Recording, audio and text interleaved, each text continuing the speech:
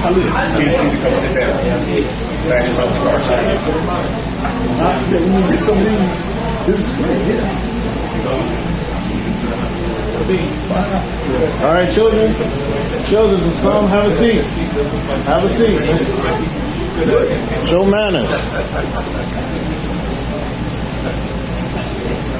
Split them up, sir. Come up here for me. Now, children, come. Y'all really need to benefit from this, inshallah. Y'all gonna be shrouding us one day, inshallah. Come on.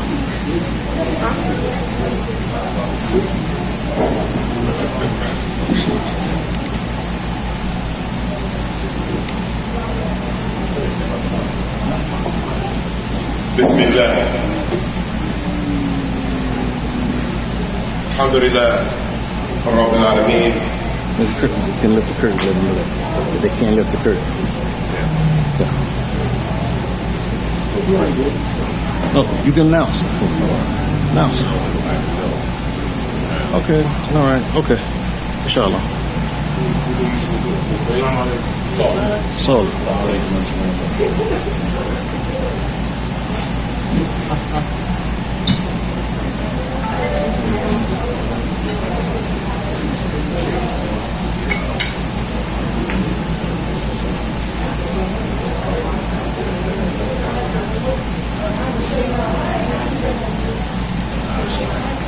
Don't worry, you're good. Inshallah.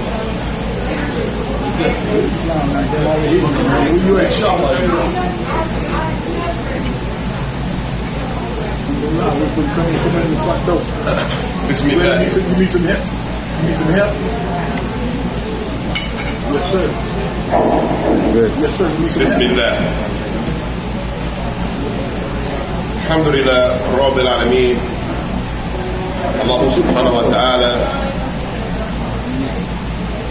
has blessed us to be here today in the house of Allah subhanahu wa ta'ala, here amongst the believers. Today we have a special guest with us. His name is Mufti Ibn Muneer, and he's a native from Philadelphia. He also goes by the name of Mufti, a name that was given to him for his diligence and the way that he conducted himself at such a young age. This brother, alhamdulillah, he's a native of Philadelphia, and he studied in Yemen. That's where he first, besides gathering as much information and seeking knowledge in his community, which is from the religion of Islam, is getting knowledge from the closest people around you and benefiting from them first. After going through that, he decided to go abroad and study in Yemen for a long period of time. After so many years, he was accepted into the University of Medina in Saudi Arabia, where he got his master's in the studies of hadith. While he was studying, he sat under numerous mashaykh. And one of the mashaykh that I've known, that I've studied and went to some of his classes was Sheikh Muslim al-Abbad in the Prophet's Masjid. He's one of the teachers in the Prophet's Masjid in Medina as well. And throughout that, he was able to study outside of his studies of school to benefit from a lot of other mashaykh besides that. After he graduated in the science of within this specific science, which is hadith, it is a very hard science and a study to go through. And he not only did he graduate with very good grades, he went on to get his master's, in which is very difficult. Afterwards, he returned back to his hometown and he benefited his community and a lot of people across America. He also has a hadith platform or social media platform, Hadith Disciple, that he gives a lot of benefits for everyone around the world. And this is somebody that's dear to me and close to a lot of us. And we want to also thank Allah subhanahu wa ta'ala for allowing this brother with such a busy schedule to benefit all of us and for us. And thank Allah subhanahu wa ta'ala to be in this gathering. Without further ado, there's much more we can say about the brother, much more I can say about him personally, and in regards to helping me along and a lot of us along in learning our religion. So without further ado, we want to turn over the tables to the brother, inshallah ta'ala.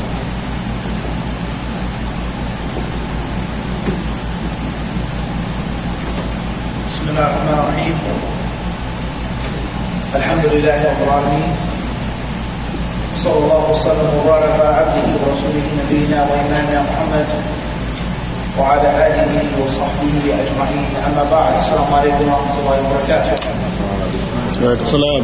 Thanks a lot, Abu Saleh, for the introduction. As the Messenger of Allah sallallahu alaihi wasallam told the greatest of this nation after himself, Abu Bakr Siddiq radiallahu anhu, concerning a dream that he had interpreted and things that he told the other Sahaba about. He said, "Asabta ba'dahu wa akhta'ta ba'dahu." He said, some parts of it you got right, and other parts of it you got wrong. Jazakallah khairan. And Abu Saleh, Allah knows we go back, way back.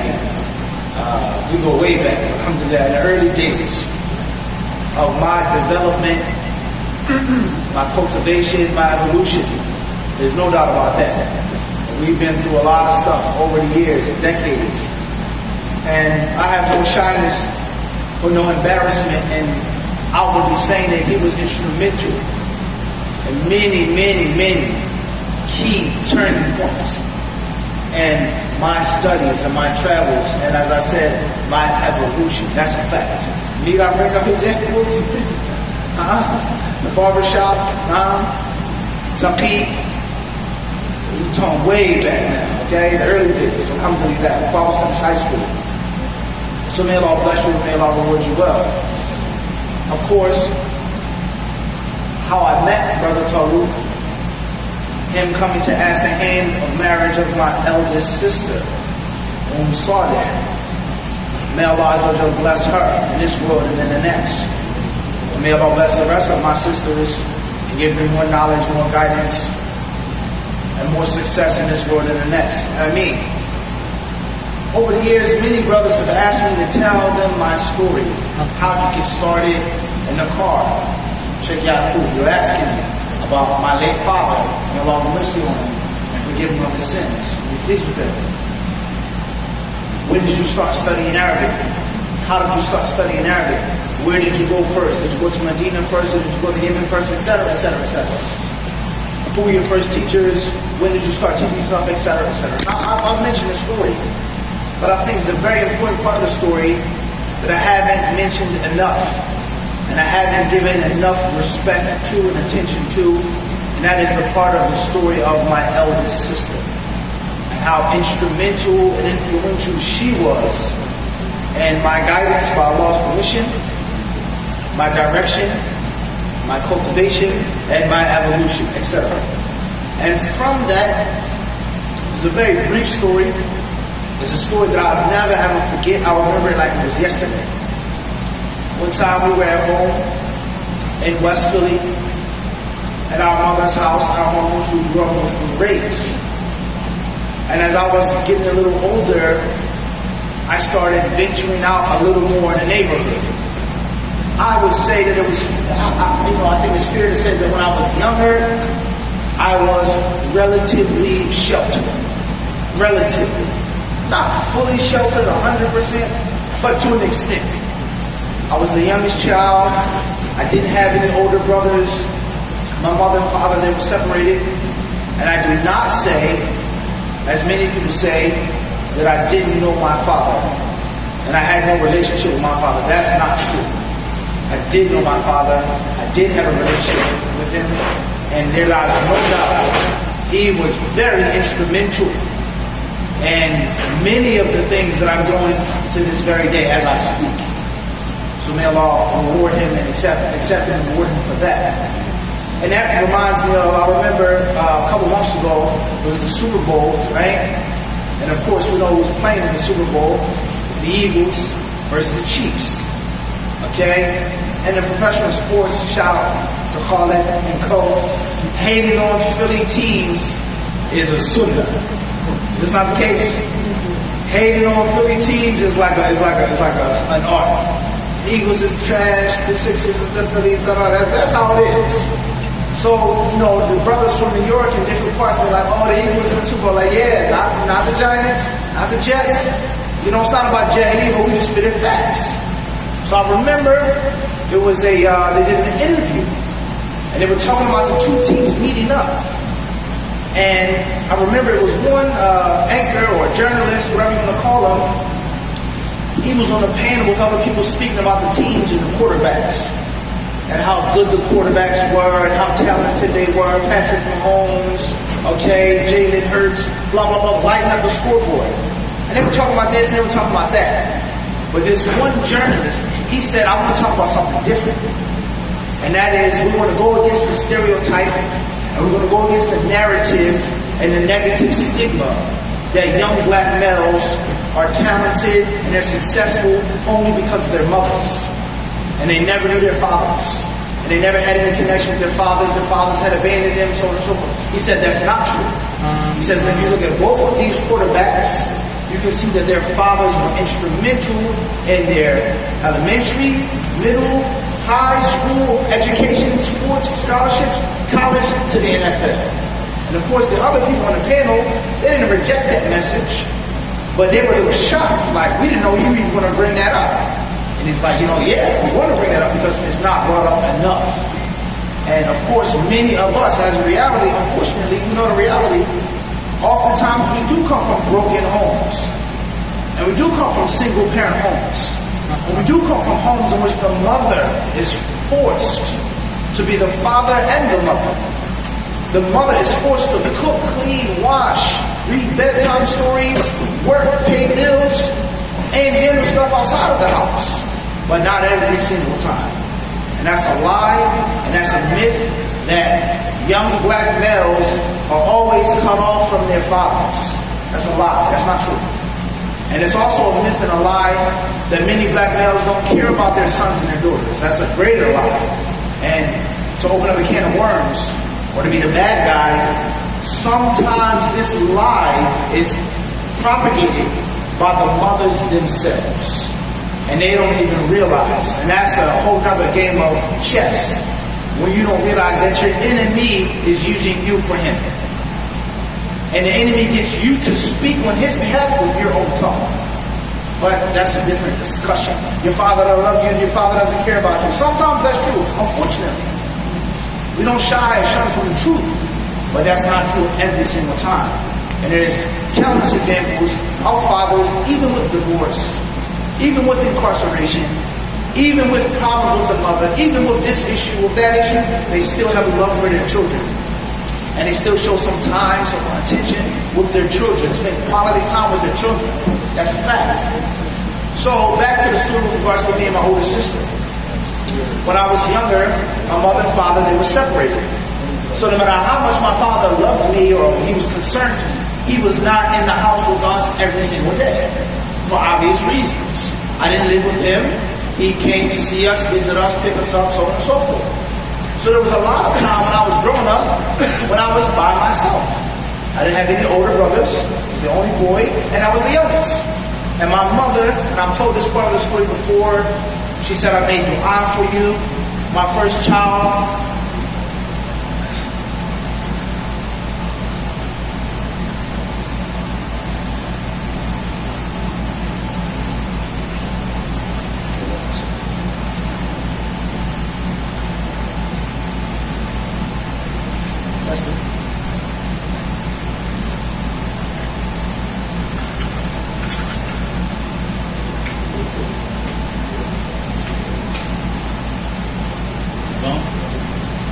Testing, bismillah. Yeah. Bismillah. All right, perfect. So, oftentimes I was in the house by myself. My mother's first child being born was a boy, but he died. She was heartbroken. She wanted a boy. She made dua, and alhamdulillah, Allah blessed her with 3 beautiful girl children. But she kept the dream alive. She wanted a Muhammad.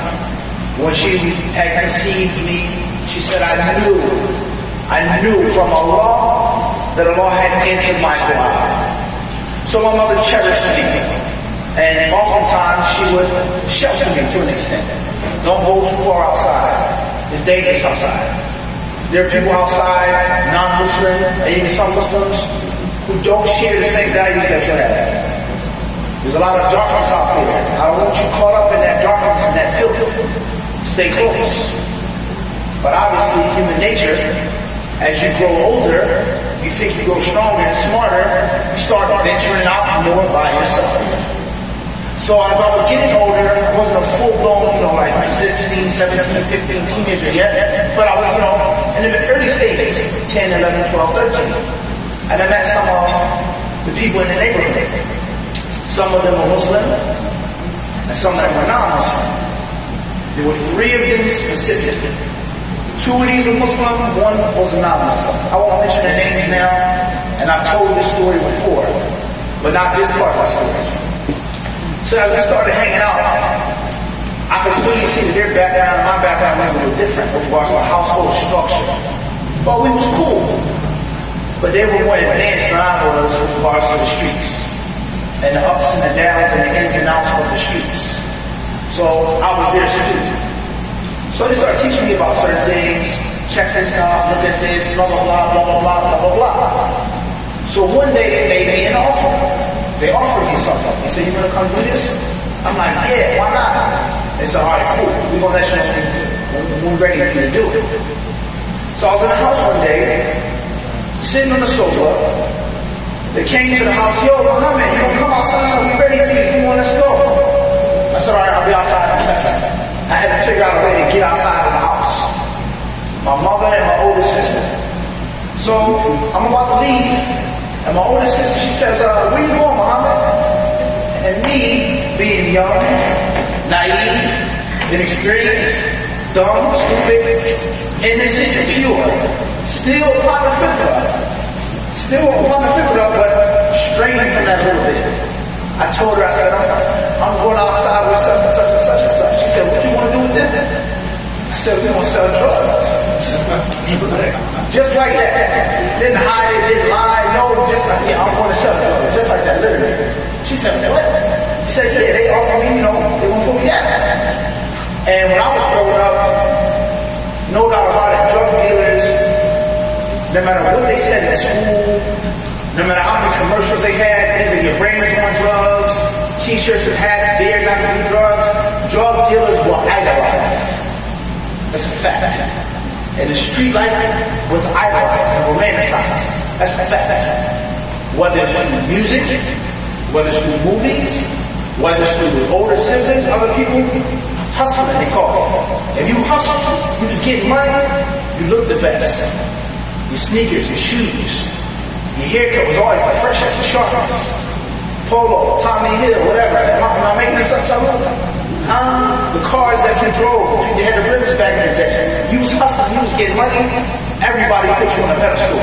The best looking girls in the neighborhood, etc., etc., etc. Love, respect, fear. When you was getting money. So it's only natural for you to idolize people that are selling drugs in that lifestyle.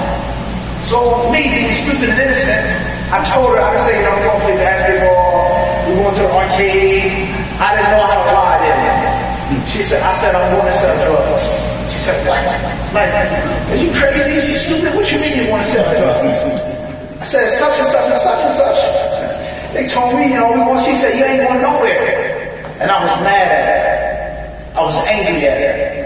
And I don't know if she remembers this story. She probably forgot. I had an attitude problem like, come on, man, you treat me like a baby. I want to go outside and sell drugs with such and such and such.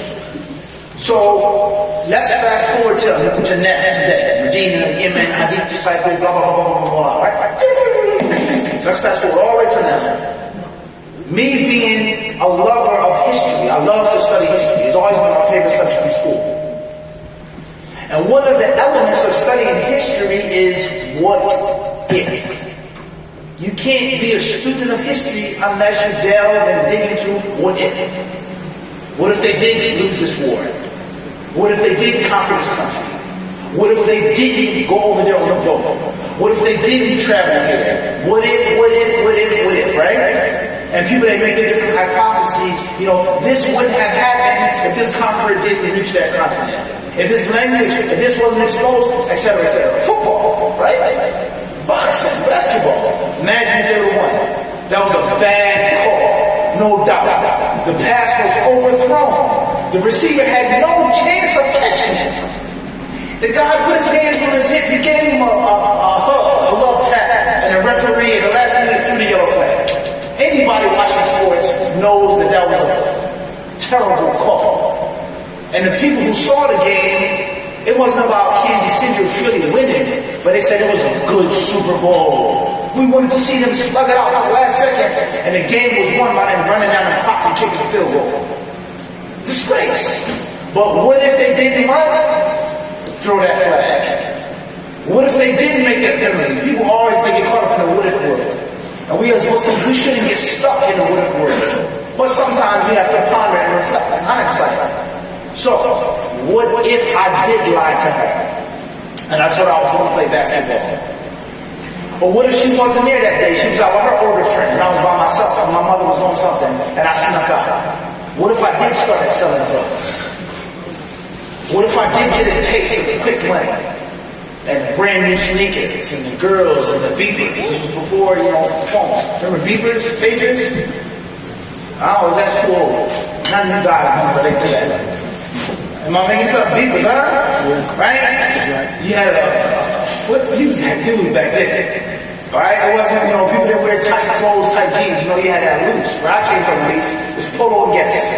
Tommy Hill, polo, yes. That's all you wore, right? So what if I did go out and start selling drugs? And what if, just imagine, and I'm not praising myself, I'm just, imagine if I was showing the same zeal and passion and dedication and obsession with knowledge and hadith in Medina and Yemen to drugs and the street life. Just imagine, where would I be right now? Sheikh Tamir. In most cases, if I was dedicated, you say in jail. It's okay, answer. Someone who's dedicated to that life. As the poet said, he said, when for this, flipping coke was their career. Wasn't a hobby, that was a lifetime, in and out of it. Where would I be? Would I be sitting here right now, Sheikh Sultan? In most cases, wouldn't be sitting here. In most cases. If I had the opportunity to come out of jail, years of my life taken away from me, living in that environment, subhuman treatment of people, if I'm not wounded and scarred, missing this hip, in a wheelchair, if I'm still alive, right? Maybe, just maybe, I would have the opportunity to speak about some of my experiences to you. But in most cases, I'd be dead. Shot 10 times, 5 times. In the face, in the neck, close range, by my best friend, by my so-called partner, by my supplier, by my lady companion or friend. And the list goes on and on. I wouldn't be here talking about knowledge and hadith. There wouldn't be no hadith disciples. So what's important, this is food for thought. And I don't think I've shared this story before. I've talked about my father, I've talked about this one, I've talked about that one, I've talked about this one. How I got started, but I've never shared this story before. How I could have been caught up just like that. It's literally that simple. If you don't have the proper guidance, the proper role models, and a very important part of the story is even if your father is in your life, if your parents aren't vigilant, watching you, paying attention carefully, you can still get caught up. Just because you come from a good family, you have good values, doesn't mean that the shaitan is not after you. He can still get you. So that's a lesson for parents. And that you have to keep a close eye on your children. You have to be involved in their lives. And never assume and think, not my son, not my daughter. My daughter is pure and clean and innocent. Your daughter she's only 17, 16, and she slept with double-digit men. Double digits. She's not even 17 yet. But you think, not my daughter. Of course not. I taught her better than that. I raised her better than that. She didn't come from that, okay? On a block, they know by a different name. So you never assume that the shaitan is not going to attack your kids. You never assume that your children are bigger and better than that and above that. And as we know, he who thinks lightly of his enemy will soon become his enemy's captive. You underestimate your enemy is going to have you very soon. So that's food for thought. It's just that simple. Alright? So thank you very much, Sakina, Jazakallah khairan. I appreciate it. I may not express or say it enough, but I honestly do. And may Allah forgive you all your sins. Ameen. Alhamdulillah, she supplied us today with some real good stuff. Some tea, some fruit. And this is one of my favorite companies, Harney and Sons. They make fine tea, both loose leaf and bag. Vanilla Camoro. MashaAllah. Right. So let's get down to business, inshallah. What are we going to talk about today? Today we're going to talk about the most important thing to speak about. The most important thing to talk about. Not me or my life or Philly or the Eagles or the Chiefs or West Philly or this and that, polo and gas, etc. But let's get down to business. And let's speak about what are we going to do to establish our communities properly. And to maintain our communities properly. And to take, by Allah's permission, our communities to the next level, to the next plateau, to the next plane, the caliber, the next echelon for these right here, you guys. Their challenges aren't our challenges, 100%. Some challenges are the same. There's nothing new under the sun, as they say. The dunya has always been the dunya. But there's certain challenges that these young guys have that we couldn't even think of. And that's a fact. So what are we doing for our children? People talk about generational wealth, producing generational wealth. I don't want my kids to be poor. I want my kids to have to work. I want my kids to be on welfare. I don't want my kids, I don't want. But who's talking about generational knowledge? I don't want my children to be ignorant of the things that I was ignorant of, that I had to learn at 40 or 30 or during a 10-year prison sentence. But I want my children to have the basics of Islam locked down, fundamentally sound. I want my children to be great scholars of this religion. And I want my children to be advanced, and for the next generation to be even more advanced. Not pertaining to money, or buildings, or real estate, or this or that, but we're just talking about knowledge, ilm of Islam. What are we going to do to make that dream and that fantasy, the beauty of knowledge, the virtue of knowledge, the excellence of knowledge, the need of knowledge in the Islamic community? What are we going to do to make that dream a reality? So when we say the legacy of knowledge, we all know the different things, the different ups and downs that we've been through as a people. And I would humbly say, if there were a people who were to know and to realize the importance and the virtue and the need of knowledge, essential need, and the power of knowledge and the danger of ignorance, then it should be our people with the stuff that we've been through. And this isn't talking down or speaking down against any other race or demographic. We're not into that. That's not from our way. Extremism never brings good. Lies, making up history, propagating history only for one race, black. But we're just speaking facts. Our people in this country all of the things that we've been through and the great resilience that Allah subhanahu wa ta'ala has blessed the people with resilience. How many other races became extinct when they came in contact with these germs and viruses. There's no such thing as this tribe or clan. These people in the 15th century, the 16th century, they don't exist anymore. Can you imagine that? How does a race go extinct? That's crazy, right? How does a race go extinct? This animal went extinct, it's an endangered species. No, this whole race, millions of them, on this island, this continent, they're what? Gone. And many of them initially died, as that anthropologist said, guns, germs, and steel. So just think about how many diseases and illnesses the people have come in contact with. They're still alive today. How much gun violence, terror. I'm not talking about handguns, clocks, this, that. I'm talking about cannons, back in the day. Harquebusiers, muskets, close range. Boom! Watch. Everybody has to watch. This is what happens when you rebel. This is what happens when you dare disobey. Stand them up straight, put them in front of the cannon, and everybody is going to watch the cannon turn into 1,000 pieces. So obviously, that's a great piece of psychological warfare. That's a terror. People that had bravery to stand up, to fight back, that bravery, that courage is now what? Gone after that cannon shot. Need I go further?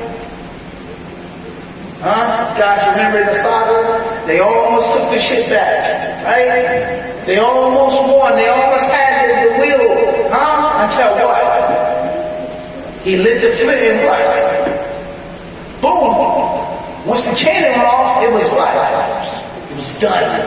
They were shot. The terror had shot them. Right? You guys know what I'm talking about or not? Some do, maybe some don't. Maybe they're going too old for some of you young guys. So you know what I'm talking about was the cannon off. And that one mistake that they made, or they tried to get to where the cannon was, but they couldn't. So if a woman was bearing a child, and she experiences that shock and that terror, what's going to happen with the what? It don't. The adrenaline is going to go where? In the bloodstream and into the what? To the child. So now the child is born what? The little youngsters that see that, they're traumatized. What happened to that? What happened to that? Everybody understand this? Some historians, I don't know if this is true, I can't say this, but we talk about generational wealth, generational knowledge, generational trauma, and resilience, bouncing back from that trauma. Some researchers have stated that one of the reasons, I said some researchers now, okay? Some researchers have stated that one of the reasons why Black Americans are so prone to high blood pressure and diabetes was because of the salt water intake on the Atlantic Passage. And they swallowed too much salt water being in the bowels of the ship. And then they got sick, they got ill, and then it was what? Passed on, high blood pressure. My grandma got high blood pressure. My uncle got high blood pressure. I had diabetes. I had this. The moral of the story is one thing. I'm trying to prove one point. And that is the people, of all the things that they've been through, diseases, illnesses, violence, institutional prejudice, stereotypes, bigotry, etc., etc., etc. And the people are still living and thriving today. That's a unique thing. And it's not about being a bigot, or it's not about being racist, and it's not about being a nationalist or nothing like that. We're just stating the facts, not apologizing for the truth. So if there were a people in the United States who know about knowledge and how dangerous it is to be ignorant, and how you cannot be ignorant, and how keeping people from the library, keeping people from reading, keeping people from the history. If there was any people to know that, it should be what? That's the moral of the story. Furthermore, with regards to poverty, and with regards to ignorance and backwardness and backwards behavior, there's some historians who say poverty and ignorance is not from our lineage. It's not from our history. It's not our way. being poor, being ignorant, being uneducated, for argument's sake, it only happened within the last couple hundreds of years. But before that, poverty was unknown. And being dumb and stupid and ignorant and backwards, it wasn't from the practice of the people. And that isn't specific to black people or African American people or descendants of sub-Saharan African slaves, etc. There are other nations that were like that. In Mesoamerica and other parts of the world, in which they had a rich heritage of knowledge and wealth. Right? So, if we come from this, all of these hardships and difficulties, if we know the danger of ignorance, if we know that power is held in reading the book or not reading the book, then why don't we want to study Islam? Why are we more studious? A time came in which you couldn't read just because of your ancestry. And if you were caught reading a sentence or a line, there was a severe punishment. There was a time in which there were no libraries, there were no schools, there was no education for you. Schools, library, education is at your fingertips. But it's cool to be dumb. I'm too cool to read. I'm too cool to go to the library. I'm not a nerd or a geek or a loser or this or that. I'm too fly to be smart and to be educated. Where did this come from? And are we fighting against Shaitan? Or are we supporting Shaitan in his trap? It's a serious question. And I'm pinpointing my speech regarding Islam. How in the world do I think it's okay for me to establish a masjid upon ignorance? And the very first thing, the very first brick is supposed to be knowledge of the deen. Not the building, not the money, not the carpets, not the leader or the lead, not the this or the that, but knowledgeable person in the masjid. How is that not our first step, Shaykh? Why are we still thinking backwards and practicing in a backwards manner? So, looking at the history of our people in this country, in this land, in the last 400 or 500 years and beyond that, you talk about the different dynasties, the different empires, the different types of wealth, and all of the things that Allah had blessed the people with. What are we doing to carry on that legacy? And from that is knowledge, the legacy of knowledge. Even if my son isn't that studious, if my daughter isn't that studious, if they're not good in the Arabic language, but let me ask myself the question, have I instilled in my son's mind and heart the love and respect for Islamic knowledge? That's the question we have to ask ourselves. Does my son know the power of knowledge? Even if he's not that studious, right? He may not be that strong, but he knows what it looks like when he sees it. And he knows how to respect that knowledge and the people of knowledge. Or have I raised my daughters, and my sons with the exact opposite? Knowledge is, oh, he's smart. Or he knows Arabic. He knows the Quran. That's it. It's nothing big. It's nothing special. We can practice Islam without knowledge. We can call to Islam. We can do missionary work, dawah work to non-Muslims without knowledge. I can be the imam of the masjid without no knowledge. I can plant the seeds for generations of Muslims in America without what? Without any knowledge.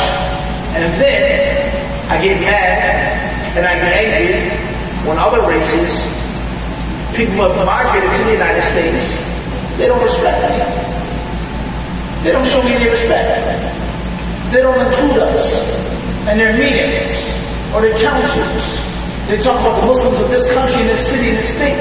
This was the first mosque. This was the first masjid built right here. How did they invite us to the conference or the council? Why are they not taking our benefits and needs into their decisions? When they go and speak to the politicians, why they talk about us?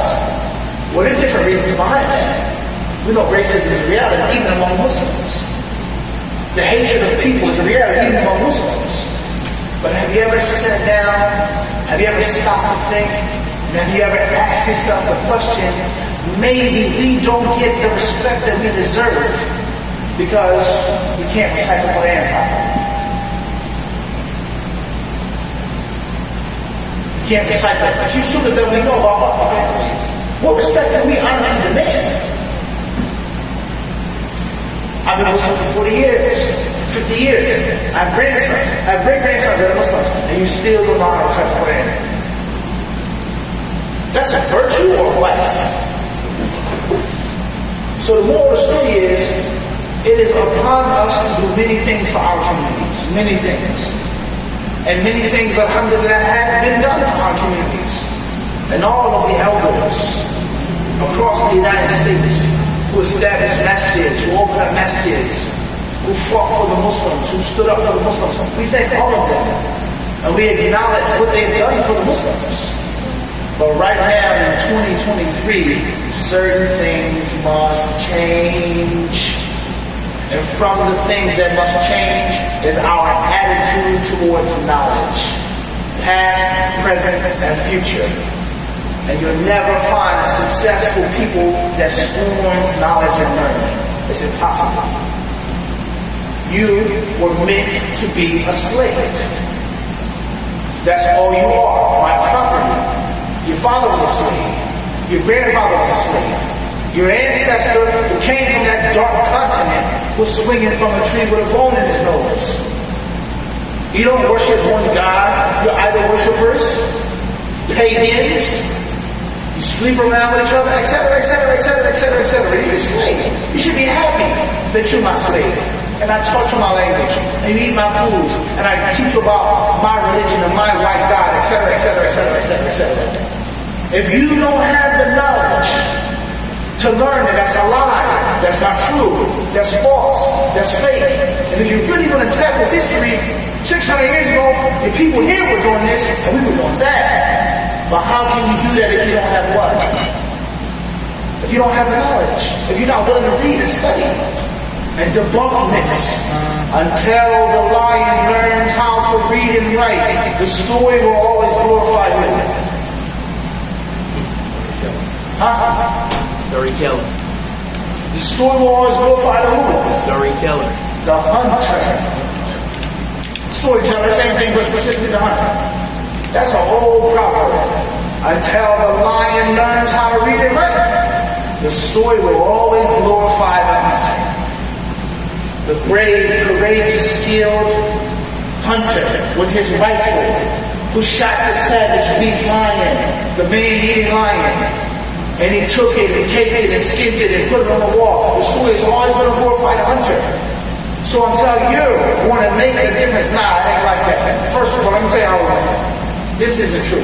This is not true. This happened. You stole this. You did this. You did that. How are you going to do that if you can't read and write? How are we going to take back our communities with our knowledge? It's not a gang, it's not a street thing, it's not a thing, thug muscle. It's knowledge. Islam is based off of knowledge. That's the foundation. So if I'm making a message here, and that's not the most important of my worries, the greatest of my worries is who is the learned men and women I'm going to have under this roof? Something's wrong. And if I don't have the knowledge, what access do I have to it? And then ask the question. And back in the 70s or the 60s or the 50s, I couldn't go overseas and study. I wanted to go, but I couldn't. I had to stay. But my sons, I was supposed to have sent them. I don't like Arabs. Arabs are racist. Arabs utterly hate black people. Arabs are this, Arab, okay, no problem. Later. Send your kids to Africa to learn the Quran. I don't want to send my children to North Africa. That's where the Arabs are. Morocco, Algeria, they just raised them. Send them to Nigeria. Send them to Somalia. Send them to the Congo. Send them here, send them there. There are plenty of places in which they can learn Islam. It's not about black, white, Arab, yellow, red. That's an excuse. I was too busy doing this and doing that to study. Okay? You want to go study, we want to pay for you to go. We want to hear you. We don't want to see you. I don't want to see you in 10 years. I go in different communities, different brothers and sisters. Assalamu alaikum, Sheikh. Help me go overseas. I want to go to Medina. Can you write me a letter of recommendation? I'm going to Medina, blah, blah, blah, blah, blah, blah, blah, blah. So I come back the next year, or 6 months later to the community, says, Sheikh, I got accepted in Medina. Inshallah, I want to go over there and I want to see you. I said, no, you're not going to see me. I don't want to see you. They're like, what do you mean? Next time I come to this community, this masjid, I don't want to see you. I don't plan on seeing you for many, many moons. I.e., you need to go overseas, you need to get rid of your phone, your computer, your this, your that, and you need to put your head in those books and soak up all of that knowledge and bring it back to your people and translate it into the language of your people and the culture of your people and deal with the problems and the ills of your people. That's your job. And that is the least that you owe to the Islamic University of Medina. They gave me a free, full paid scholarship. Saudis are this, the Arabs are that, Saudi is this, Saudi, blah, blah, blah, that is, that, Saudi. Maybe not. How many other Islamic countries are giving out that many scholarships? You have Egypt, Syria, here, there, but the amount of scholarships given out for free, you don't got to do nothing but go and study. 6 years, 7 years, you're in the Prophet's Masjid every single day for free. You got to drink Zamzam for free every day. How are you going to pay that debt? One of the ways that you pay that debt is focusing on your people and warning your people and teaching your people and educating your people, and most importantly, leaving the legacy of the enemy for the generations to come. I couldn't go so far. My talent was had a sin. I wasn't that good. But I'm trying to get someone to be really good in the future generation. And what does the Prophet say about legacy and bequeathment and wills and wealth? When the Messenger of Allah passed away, and the people looked for their inheritance, what did he leave behind? What did the Messenger leave behind? What money did the Messenger of Allah leave behind? What did Abu Bakr tell the people?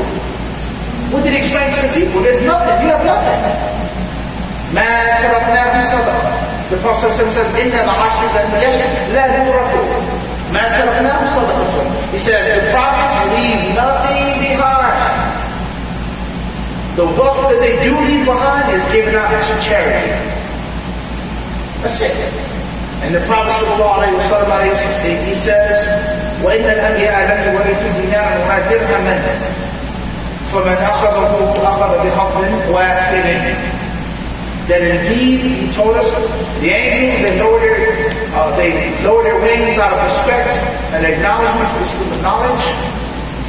The student of knowledge, being like the full moon, at night, the stars, shining, bright, all of the virtues of the scholars of Islam. And then he says, but the prophets, they don't need gold, nor do they need silver for their heirs, for their wives and children. But they only leave behind as a legacy, knowledge. So the one who gets that knowledge, who takes that knowledge, who inherits that knowledge, is a very, very lucky man. How black. And just think about you being attributed to the Prophet ﷺ. Not through blood, I'm Bayt, I'm Sharif. Everyone's Sharif, he's related to the Prophet. And how did this happen? I don't know. But if you look at different charlatans through history, you find 9 out of 10 of them all claim to you what? Check out people were making this up.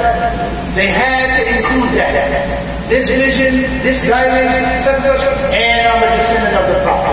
And I'm a Bayt. And I'm a Sharif. We're not making this up, right? But how many people are attributed to the Messenger of Allah through Islam, the chain of narration? My teacher learned from this one, who learned from that one, who learned from this one, who learned from this one, to the Sahabi, to the Prophet. So, at the end of the day, that's my advice for myself and for each and every one of you guys here, brothers and sisters, or sisters and brothers, is that our communities have to be pumped with high-octane in. We have to learn it. We have to practice it, most importantly. We have to propagate it. We have to teach it. And we have to make the masjids thrive with knowledge. money is important, the security is important, the martial arts and the matches is important, the different activities for the young brothers and sisters, it's all important. The political connections and alliances is very important. But the lifeblood is hidden. And no nation is going to survive, let alone thrive, with ignorance. So that's first, and that's foremost, with regards to the legacy of knowledge. And every time you pick up something at a party, or every time you learn and study something from the Shafi'i school of thought, or Maliki school of thought, or Hanafi school of thought, every time you read a book on Sirah, every time you study Alif Lam Tab, descendants. True family is through following. And blood is for our children and for our grandchildren. The legacy of knowledge, learning his deen, practicing his deen, acting upon his deen. Alhamdulillah, jazakumullah khairan. These are a few reflections, a few thoughts and feelings that I wanted to share. There's something else that I want to read and share with you guys, but I think hopefully everybody will get the message. Starting with myself first and foremost. Jazakumullah khairan. Imam Hassan, if you want to add something, you're more than free. Inshallah, anybody else, you're more than free to add anything. Jazakumullah khairan. As far as the questions from the brothers and the sisters, I have no power in taking it, inshallah ta'ala, and give them you brothers and sisters already. And thank you for your attention, for your respect, for your love. Thank you for taking your time out of your day, and I hope that the message was clear and beneficial.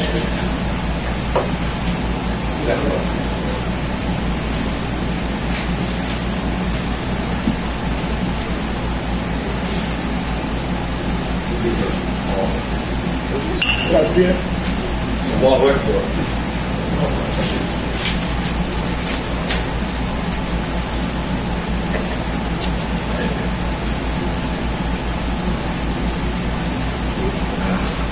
How much time we have, man? 3:16. I'll tell you what, 30 minutes. Okay, inshallah. You let me know. That's all, man.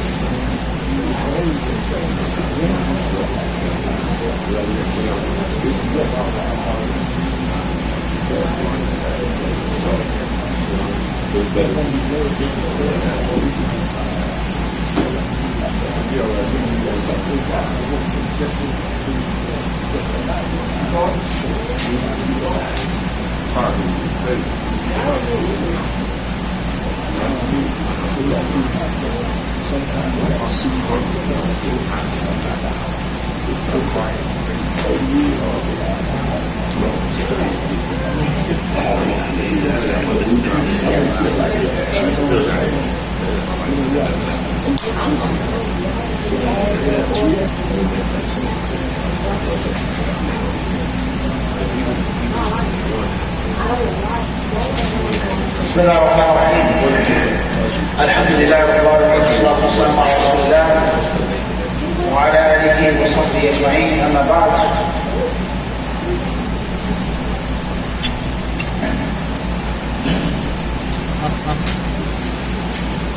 I don't know if the brother still here or if he left, but he asked me to answer his questions and give the answers to him personally via phone or email. So for time efficiency, we'll make the questions public. I'll take their personal questions, you can stipulate that, and inshallah you can watch the live stream later on to get the answers. Inshallah. First question says, what is the ruling on animation? Is it just the eyes that make it a living thing? I like to create video games, but this worries me.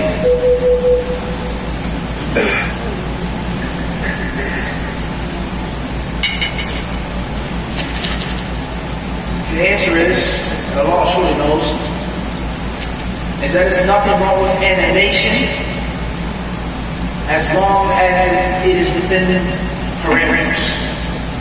And those parameters are, a Muslim is not allowed to animate, to create, draw, sculpt, paint, etc. something that imitates Allah's creation. As something that makes him think and feel, even if it's just verbally, or physically, not verbally, that he's a competitor with Allah.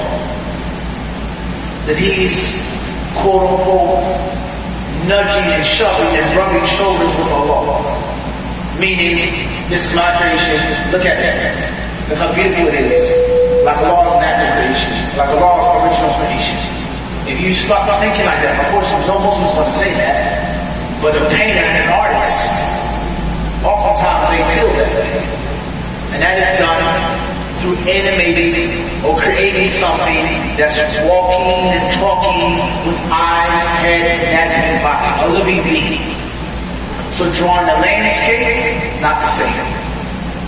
Drawing parts of a living animal without the whole entire thing, different. But this is a full painting with eyes, ears, detail. That's prohibited. So therefore, it's not just the eyes. If you're going to paint something or draw something, and it happens to be a human, or happens to be an animal, then the eyes have to be removed, and the head must be disconnected from the torso. Whereas it's not living. And Allah knows best. As far as some modern means of animation and technology, let alone pictures and videos, then there are some further details regarding that. But at the end of the day, the fruit is the fruit. Created by the creators of this game or act. Get the point. So that's something to stay away from. Unless you're going to follow those guidelines. What is the ruling on wiping the socks? Some say wiping the socks depends on if the socks are permeable or not. In brief, it is lawful for the Muslim to wipe over socks with conditions. And those conditions be that he had once, or she had once washed their actual feet. Dry them off, later on put on the socks. From the conditions of wiping over the socks is that if you're a resident, you have 24 hours to wipe over your socks. It is not based on how many prayers you make. It is not based on this or that. It's based off of time. 24 hours. Travelers, 72 hours. From the conditions of wiping over socks is that it's only from wudu. When you pass wind, or urinate, or excrete, or sleep, or you can't sleep, or touch your private part, etc. You cannot wipe over your socks when you make it a ghusl. As far as conditions of wiping over those socks, the socks have to be above the ankle. The socks have to be permeable. The socks cannot be permeable, etc., etc. None of those conditions are clearly proven by Quran and Sunnah. Consequently, it will be lawful to wipe over ankle socks. Consequently, it will be lawful to wipe over thin socks, business socks. They don't have to be super, super thick. Let alone the normal socks that people wear today. It's lawful with those conditions. And there lies no doubt. People today wear cotton socks, or silk socks, or polycotton socks for the same reasons that people wore leather socks. Comfort, style, warmth, coolness, perspiration, etc. Wallahu ta'ala. Next question says, can you put a book on top of the Quran? Or is this a Christian or Jew tradition? In brief, it's not haram to place a book on top of the book of Allah. as long as it's in a respectful manner, an honorable manner. And the proper way of wording this question is mushaf. The mushaf. Can you put the mushaf on the ground? Can you put the mushaf on a table? Can you pick up the mushaf and swear by it? People are burning the mushafs. The Quran is the speech of Allah when it's written down in a mushaf. Or ayat, a part of it, when it's on the wall, written, when it's memorized by heart, when it, etc., etc. That's the speech of the Quran. The mushaf is the book that contains the Quran. It's the canon of the Quran, the mushaf. So that's the proper word. Don't do that to the mushaf. Don't sit on the mushaf. That's kufr blasphemous. Don't sit the mushaf on the floor and not say don't sit the Quran on the floor. No one can burn the Quran. You can't burn the Quran. You think you should burn it, you think it, but you're not. You can't outlaw Allah. You can't beat Allah. Allah's speech. Right? But the copy of the Quran, it being in the book form, the Mus'haf, people desecrated one the other. And there are those, we ask Allah to make us from those who consecrate it, give it a great deal of status and respect. So therefore, if you have a bookshelf, or if you're packing books, it's always best to put the Mus'haf on top. But it's not absolutely haram to put another book on top of it in a respectable manner. And Allah knows best. Can you hug your niece in public? What about your sister's mother? What about your wife? If a woman is your mahram, or your mahram for her, meaning you can never marry her. That's the definition of a mahram. It's a legal way of establishing a woman that is perpetually unlawful to you. Perpetuity. Question says, can you hug your niece in public?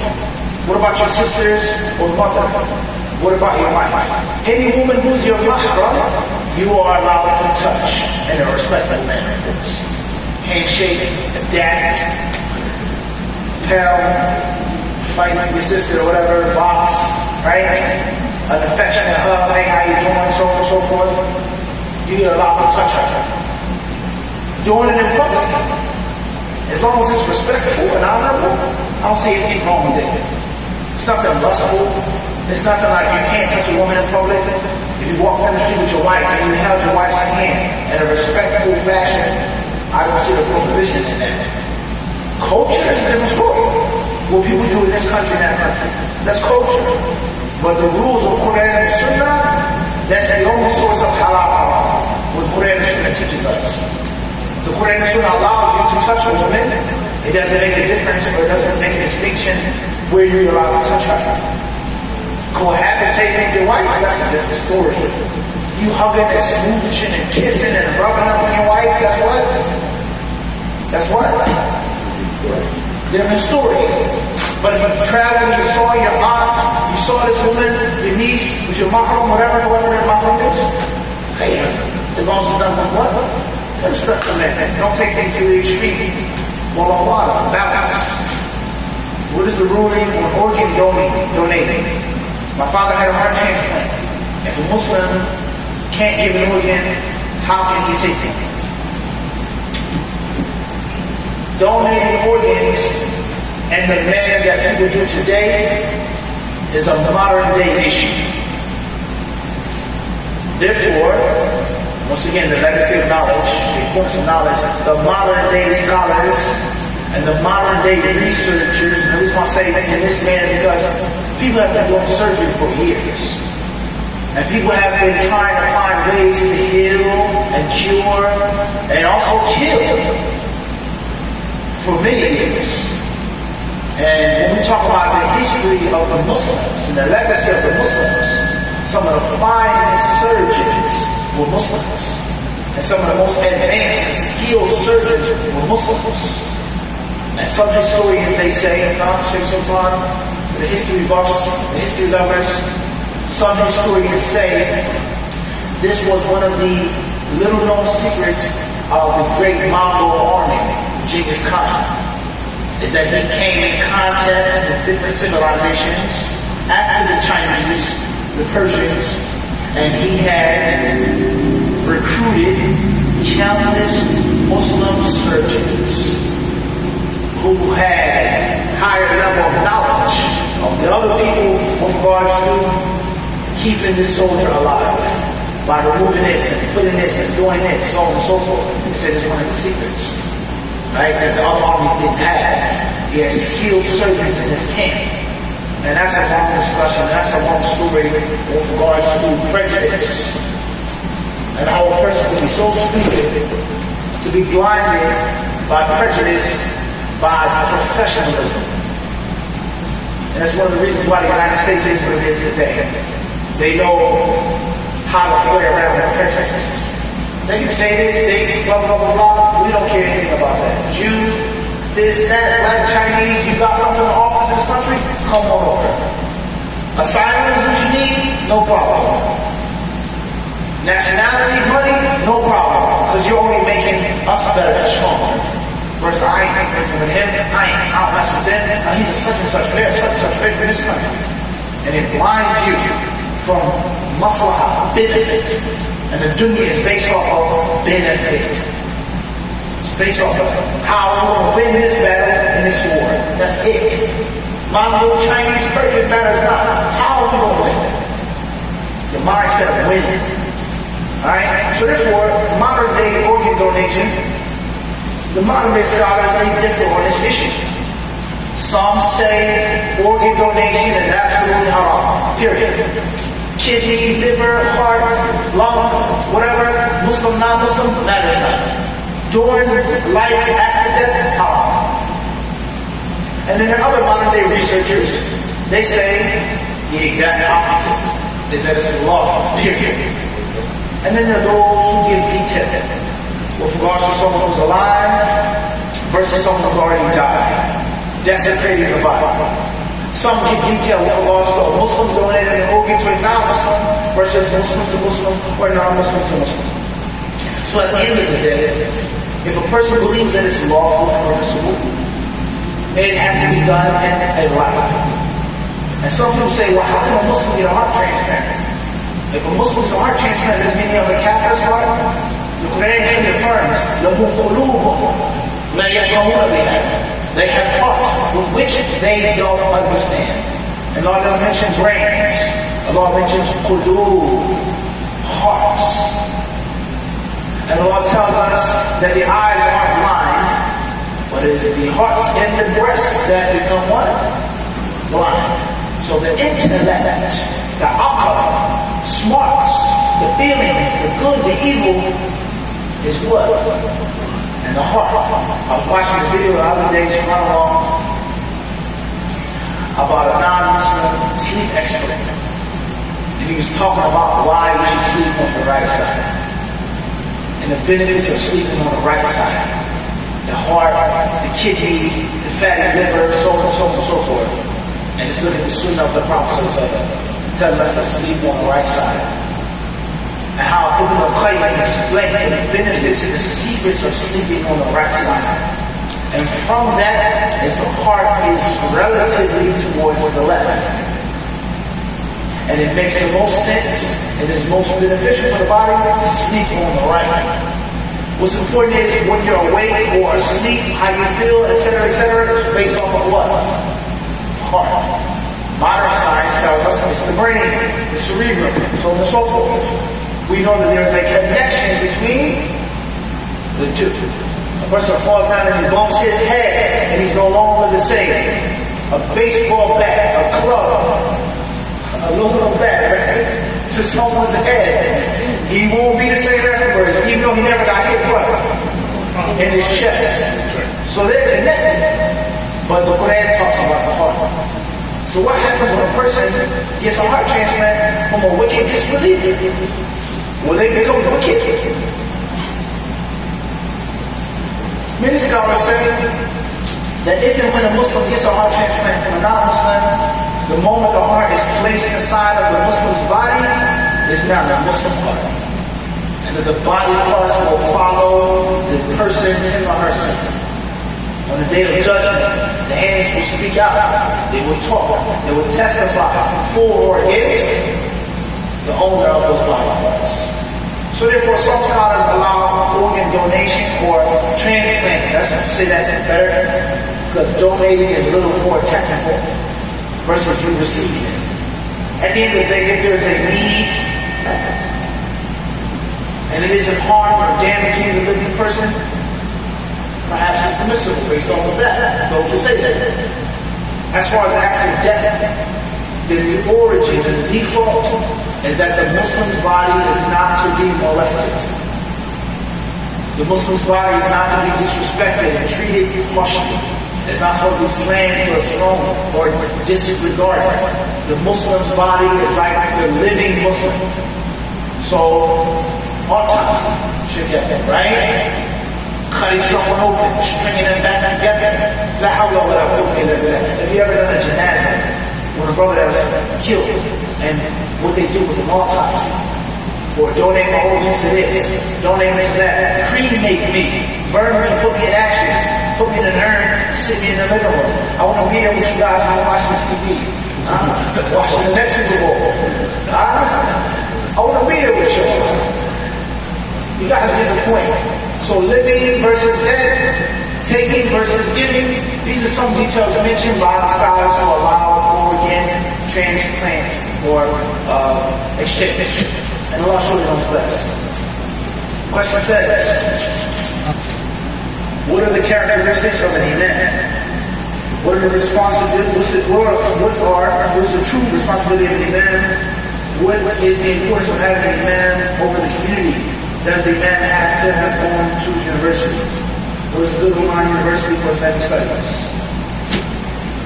Well, I feel a little shy answering this question myself, being honest. One of the pious predecessors, he said, لو أن للذنوب ريحا أو رائحة لما جالسني أحد. He said, if sins had a stench, a funk, if you could tangibly smell sins, no one would sit with me. No one will be in my company. Somebody stinks. They haven't taken a shower for days. They don't use soap. They're allergic to soap. What does the poet say? They don't know the meaning of water nor soap. Right? That's eloquence. Not that he doesn't shower.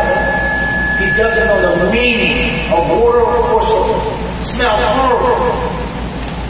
Who comes next to that person? Someone on the street begging, I won't use the word borrow. Someone on the street, they're destitute, they're needy. Or they on drugs and they get close, you can't even bear the smell of the urine and the smell. Right? You don't sit next to that person. So one of these pious predecessors, he said, if sins, if people can smell my sins, they wouldn't come here.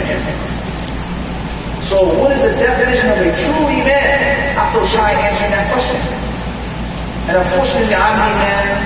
That's what I do. That's my job. That's my profession. That's my career. But being a true imam is a different story. That's something I can't speak on. I'm striving to do that as we speak. But the imam is supposed to be, I said, supposed to be righteous. He's supposed to have taqwa. He's supposed to fear Allah. He's supposed to be mindful and watchful of Allah all of the time. The imam is supposed to have good character. He's not supposed to have an anger problem, or an attitude problem, or a tough guy problem, or stuck up, or conceited, or I'm this and I'm that. He's supposed to be a humble servant of the people, chill, generous, open-handed. A true imam is supposed to be someone who never tells the people no. There's no such thing as no. Money, this, that, time, if you come to my house, bismillah, you got that. That's a true imam. The imam is supposed to be brave. He's supposed to be courageous. He's not supposed to fear nobody or nothing. This is the truth, and I'm a sinner. As we speak, people in the community is selling drugs, getting money. Get that filthy stuff out of here. Selling books, selling alcohol. Or in a bank. The filth of the bank is no different than the filth of the house. What? Whatever alcohol It depends on how much you got. Square, clean, whatever you push it. It's all filthy. It's displeasing to Allah subhanahu wa ta'ala. So many people, they only pay on people sell pork and drugs and alcohol. But the businessman in the suit and the tie, who works in the institution of riba, who deals with riba 24/7, that person is accepted. Is this not the case? This is not the case. We pick on a small guy, selling some stuff, the street peddler. You pick on him in the supermarket with the pork. But he's selling riba to countries. So what's important is the man is not scared or afraid of the people who don't enter the masjid or pay salary. Fear Allah, get rid of that haram money, get rid of that filth. He's not afraid to tell somebody that's beating his wife up. It's the last time you got for your wife to call the masjid saying that you put her hands on her. It's the last warning I give. If your wife calls us again saying that you did this, it's going to be some akis at your door. And they ain't giving him teeth. Straight up. He's not scared and afraid. And one of the reasons why he's so courageous and why he's not scared is because he lives a righteous life. Clear consciousness. A clear conscience never fears midnight knocking. Clear conscience. I got nothing to worry about. I hope people want it. I did this. I'm hiding this. This is a secret. Clear conscience never fears someone knocking in the middle of the night. How can it be? So the moral of the story is that the man is supposed to be clean. He doesn't have to be an angel. No one is an angel. He's a human being, but he has to be clean. He has to have a good, clean lifestyle. And from the clean lifestyle is the strength of his heart, his courage, and his generosity. They're connected. The man should be someone who's humble, low to the ground, low to earth, down to earth. And the last part of the question, is it a condition that the man went to a university? No, it's not. But it is a condition that the man has formal training in Islamic sciences. Whether that's in Saudi, Medina, Timbuktu, Nigeria, wherever you went. China, Malaysia, India, Pakistan, formal Islamic training.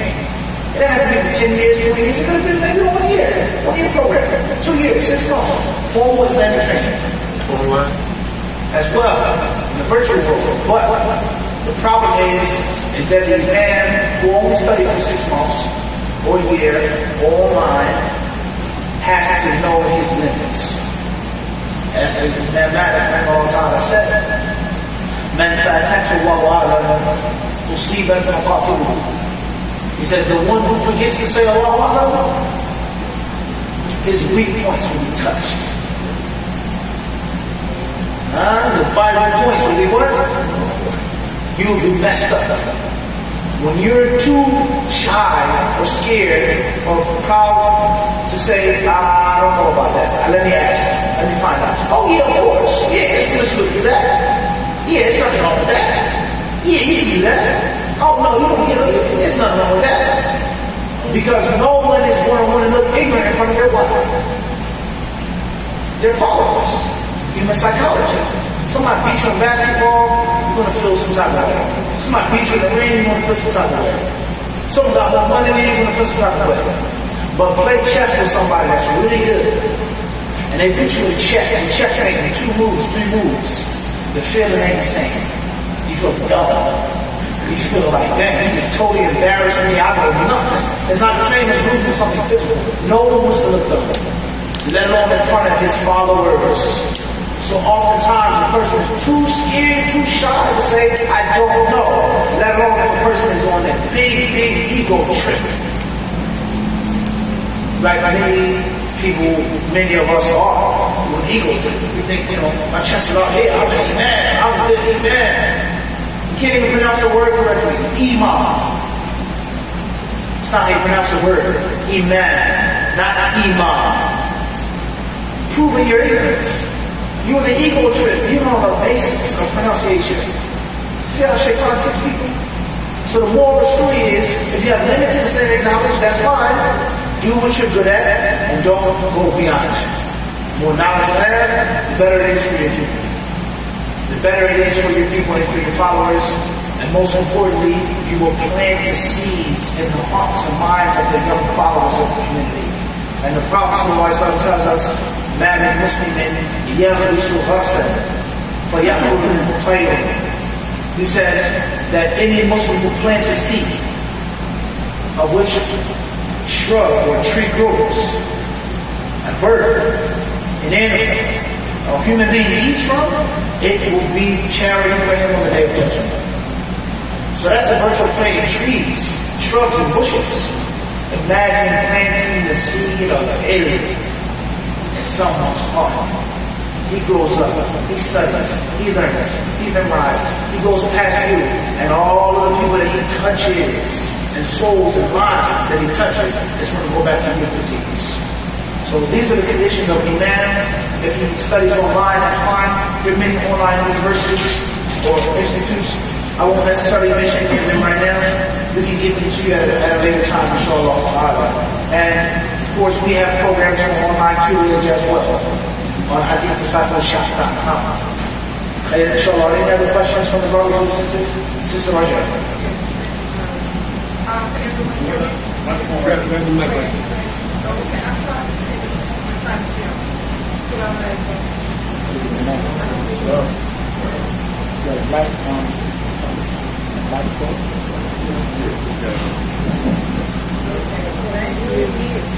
Okay, I wrote it out. I was afraid I was gonna. Still ain't going.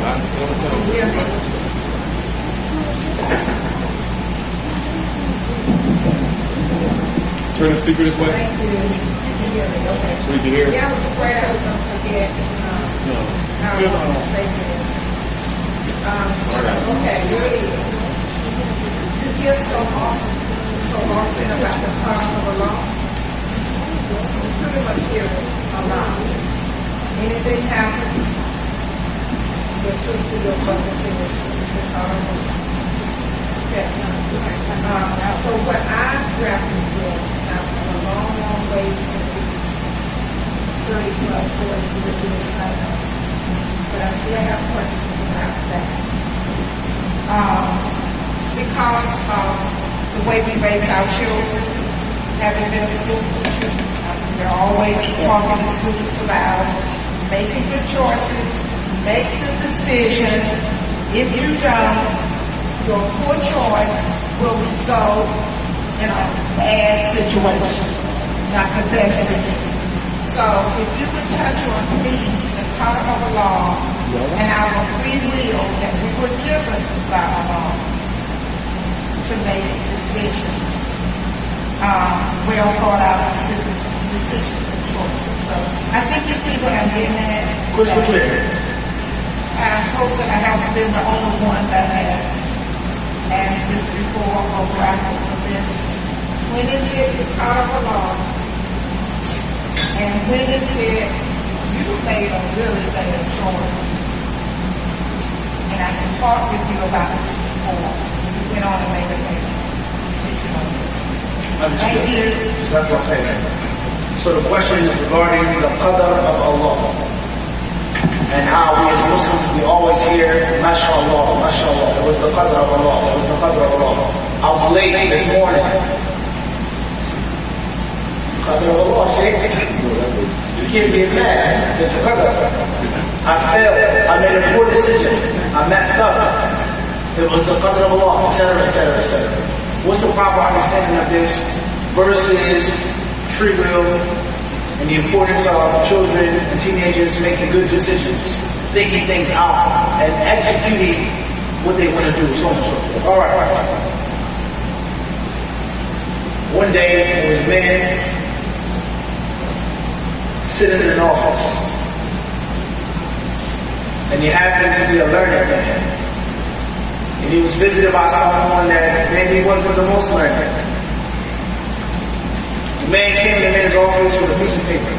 They will be shaking out there, but I need you to be right with me, okay? He came in with a piece of paper.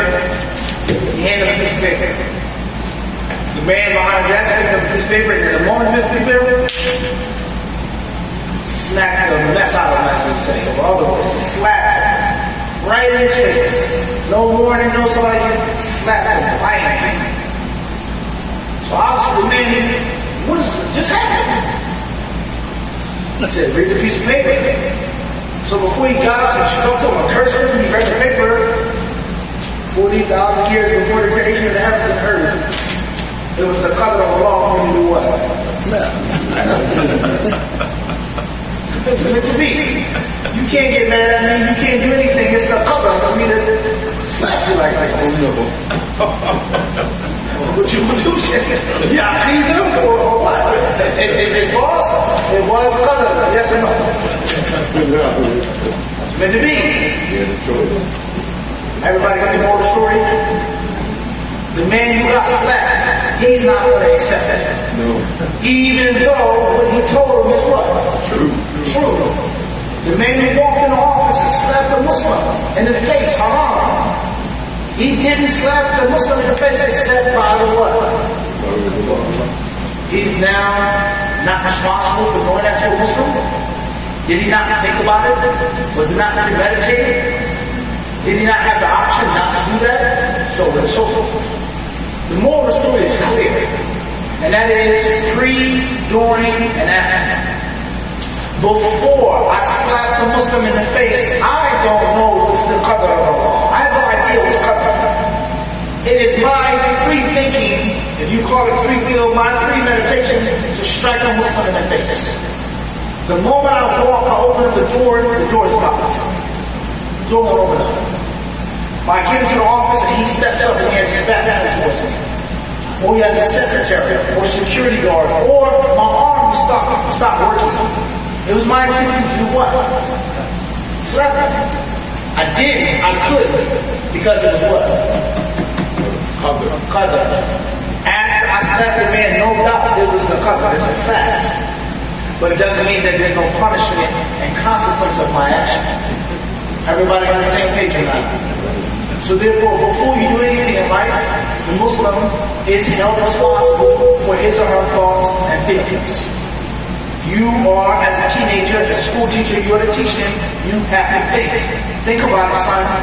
And this is one of the reasons why some people say, some people use the word conspiracy theorists. I'm not going to use that term. They say that they intentionally want children to fail school by offering them sports, basketball, football, this and that, but they don't have courses on chess. Why isn't chess a necessary mandatory course in public schools? What is one of the most fundamental things of chess? Is what? What's one of the most fundamental things of chess is what? Nah. 4 strategies, what? You got to look at all of what? All of the squares, all of the pieces, all of the variables. What if I move this, if I stay here, if I sacrifice this? That's the first thing you learn in chess, is the square and the function of the piece. D4, C, such that you have to learn about everything. Before you have to think first what? Before you move. Versus impulse. Smoke weed. You want heavier drugs than that? Opioids, that pills. Sleeping with a girl, sleeping with a guy. Why do you have to relax? Girls with girls. Crime, this, that, doing this. Did you think about it? Damn, nobody went worth it. That was stupid. It wasn't even fun. I didn't even like it like that. I really ain't gonna do it. I was forced to. Because you didn't think about the consequences. And you didn't think about something that you could have done that was better, that was funner, that was free, that didn't cost you your freedom. So children and teenagers, no question about it, they have to be taught and they have to be educated the power of premeditation. Think about it for a second before you do it. If you do it, no problem, but at least think about it. And then once you're ready to do it, put your trust in the Lord and be swift and sharp. I'm ready, listen to that, don't hesitate. And if it doesn't go your way, it didn't work out the way you planned, no doubt about it, it wasn't the qadr of Allah, and then you try again. Rethink it. Go back. Where did you go wrong? So a Muslim is not supposed to blame Allah subhanahu wa ta'ala for his bad decisions, his poor decisions, his sins, and his acts of disobedience. Even though nothing takes place in this world, nothing happens under the sky's canopy, except that it is what?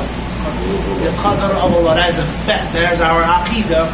But we don't know that before we make sins and before we do bad things. And afterwards, you are not to give up, quit, and throw in a towel and make an excuse saying it's the qadr of Allah. The last thing I will say is many Muslims, they say inshallah and they abuse the term. They abuse the term. I'll be there at 1 o'clock, inshallah. Knowing in the back of his mind, he's not getting ready until 12:30. It's mathematically impossible for you to be there at 1. And you're saying, inshallah, lazily, as a crutch. Don't get mad at my ineptness and my lack of torque. Don't get mad because it's the... And that's not the mindset of the Muslim. But the Muslim does know nothing takes place unless Allah wants it to take place. And no matter how hard you try, it's only going to work if Allah wills it. But you only know that afterwards. And just because you failed once doesn't mean you're going to fail twice. You keep at it, you stay at it, you stick with it. And it's one of the biggest lessons in history. Not giving up and not quitting. Hopefully that answers your question, inshallah. What's the difference between the Qadr and the Qadir? Qadr has different names and synonyms. Qadar. Allah may say maktub, kitab. Okay, we wrote, we have written, وَكَتَبْنَا, alright, kutiba, etc. So, some scholars say that there are certain subtle differences between qadar and qada and things like this, even though they end up in one general meaning, that which is meant to be. And the 4 levels of qadar, of Allah knowing it, of Allah recording it, of Allah creating it, and then Allah willing it to come into physical existence. Wallahu, that's in brief. Further. Services like health, like if you have a nurse in the community that's providing her skills to help keep the community healthy, or a doctor, or someone, like in my case, teaching martial arts. Is this considered Sadaqah Jariyah if it's something that's benefiting the community? We know knowledge, and you made it clear, knowledge is the clear. Okay. A legacy is a legacy. There's no doubt about that. A person builds a water fountain, a well, a masjid that's free, that's available. You developed, you established a school for martial arts, health, self-defense, this, that. It's free, it's left for the people. Whether that's a brick and mortar physical place, whether it's a book, whether videos that is available for generations to come, inshallah ta'ala, that's continuous sadaqah.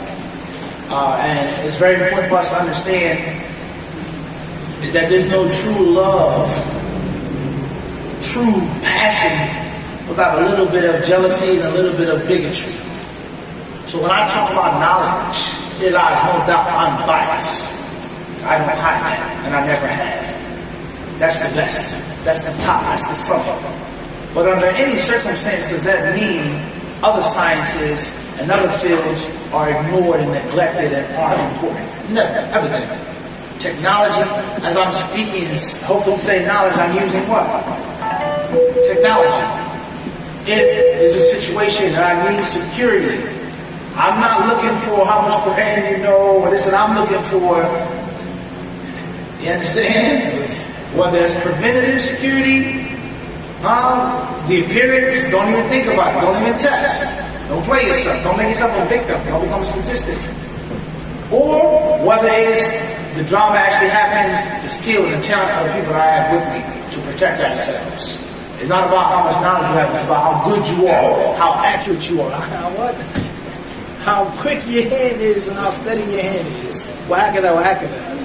If a person is sick and ill, something is wrong with them, you're not going to say how much Quran, how much Hadith do you know?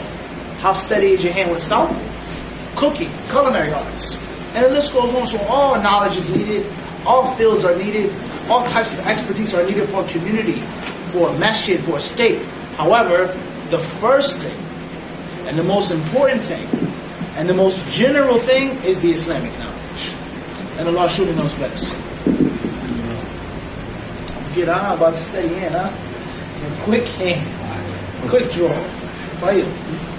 If there are no more questions, I think we'll stop. Fadl Sheikh. Bismillah. The Bluetooth device is ready to pair.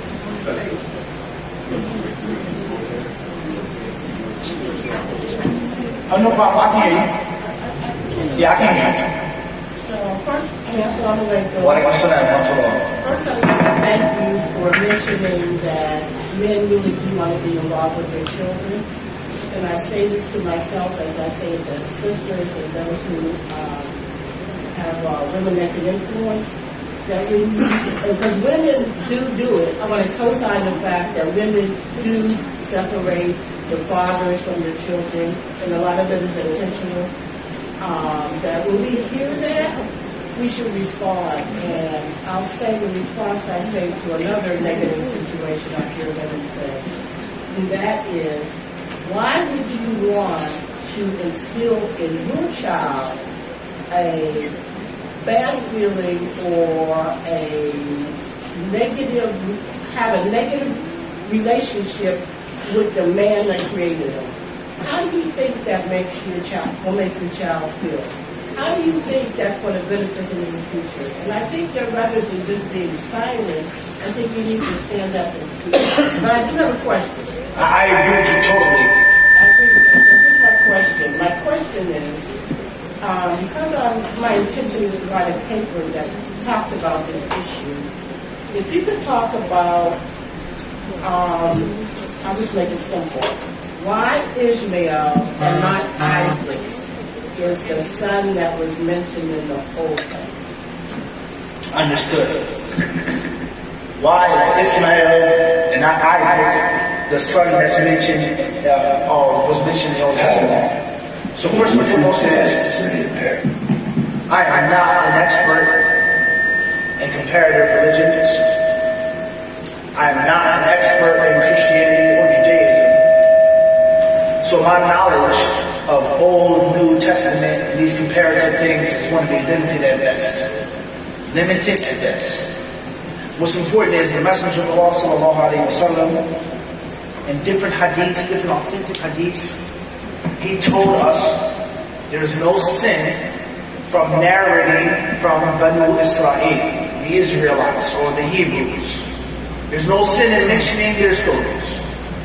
And in other hadiths, the Prophet ﷺ has told us, do not believe Ahlul Kitab, meaning absolutely, nor reject and belie what they say absolutely, but instead say, we believe in Allah and what has been sent down to us and what has been sent down to the prophets, Isa and Musa and Ibrahim and Ismail and all of the prophets. وَمَا أُوتِيَ النَّبِيُّونَ مِنْ رَبِّهِمْ لَا نُفَرِّقُ بَيْنَ أَحَدٍ مِّنْهُمْ. We don't make any distinction or prejudice between them. They're all messengers from Allah. So there lies no doubt there are many parallels and consistencies between the Quranic narrative and the narrative of the Old Testament. And some things that even survive into the New Testament. That's a fact. But the danger lies in a person accepting everything, and the danger lies in a person saying the whole entire Bible or gospel is totally false, everything, etc., etc., etc. So Allah tells us about Ibrahim and his story in the Quran and his sons and how he waited for a very long time and how Allah tested Ibrahim with the sacrifice of his son. Now, do all scholars in Islam agree that Ismail is the Nabi, the sacrificed son, instead of Ishaq, or most, or some? What's important is the opinion that seems to be most clear and to make the most sense is that it was Ismail. He was the son, the initial son, given to Ibrahim, the one that he was commanded to offer for Allah's sake, and Allah Azza wa Jalla told him, قَدْ صَدَّقْتَ الرُّؤْيَا. You have fulfilled, you completed the test. You don't have to slaughter your son. وَفَدَيْنَاهُ بِذِبْحٍ عَظِيمٍ, but instead a mighty ram in his place.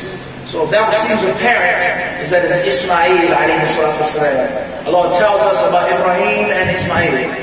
وَإِذْ يَرْفَعُ إِبْرَاهِيمَ الْقَوَاعِدَ مِنَ الْبَيْتِ وَإِسْمَاعِيلَ. So Allah is always pairing Abraham and Ismail together. So that seems to be the strongest view. As far as why this in the Old Testament, so I don't know exactly. I can't answer that, all of the historical context with regards to the Old Testament.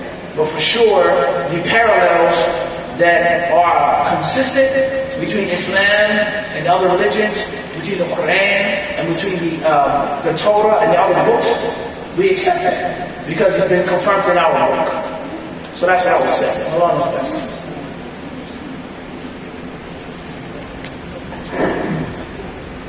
I guess as I was sitting here listening and I'm viewing the audience, being born in not too far from here in the South, in segregated South, and now I'm watching a migration of a lot of Muslims coming from up north. But at the same time I'm watching, as I see the segregation seems to be within our religion. And I'm saying this from my own observation. I go from one masjid to another masjid. You actually named up, what religion is supposed to look like. According to my reading of the Quran, Allah created flowers. It should be all. But I'm seeing that I'm also crossing thresholds where I'm coming here. This is what I see. I go to Raleigh, I cross thresholds, magnificent buildings. I don't see this. I'm just concerned basically about what's going on, what I have seen with my own eyes here in the state of North Carolina. Understood. Because I grew up in a segregated South. I grew up where I couldn't go to a white church, but yet they say we have the same God. That, before I even embraced Islam, I was his age. I couldn't understand that. Why are we serving the same God? But we serve them in different buildings, but that building represents your God. This building represents my God. That building represents their gods. How can we put these behind us? Understood. Because for me, that's spirit. Clear. I'm afraid that I can't go here. I can't go there. If I go here, I'm not welcome. If I go, to me, that's like reliving a nightmare in our religion. Understood. That's the part I don't understand. I agree with you. In general, that's a fact. It's not making sense. It's not adding up. We claim that there's no racism, no distinction. We're all servants of Allah. We're all equal in the sight of Allah with regards to our good deeds and bad deeds. But look at how we live. Look how we react to each other. That's a fact. That's a harsh reality. And I think that some of the causes behind this are, for sure, ignorance. Like we mentioned in yesterday's book, ignorance. And some scholars, they say, why it's haram and why it makes no sense for a person to take pride in his lineage at the expense of others. I'm this, I come from this, that means you're beneath me. It has nothing to do with you. I got money. I'm getting money. I worked for it. I did this for it. I struggled for it. I sacrificed for it. That's how long I have pride based on that. But at least I have a what in it? A hand. I won. I'm a champion. You see my ring? I did this. I trained. At least I had a hand in it. A man has military accomplishments, etc., etc., etc. But you're bragging and boasting of your lineage and looking down upon others. What hand did you have in that? There was no survey that you were given, no option, how you going to be born, color, race, tribe. You were brought into a situation. So it makes no sense. Jahiliyyah makes no sense. You boasting and bragging off of something that you had no part of. You weren't there with your mother and father. If your mother slept with a white man, a black man, a red man, a purple man, that wasn't your choice. So what right do you have in showing off your lineage? So ignorance is the foundation. People thinking that they're better than others because of ignorance. And the Muslims aren't excluded from this. That's first and foremost. Secondly is, I think and I feel that it's natural for people of a demographic to naturally gravitate towards the people of their demographic. That's natural. We eat the same foods, we speak the same language, we come from the same background. It's only natural.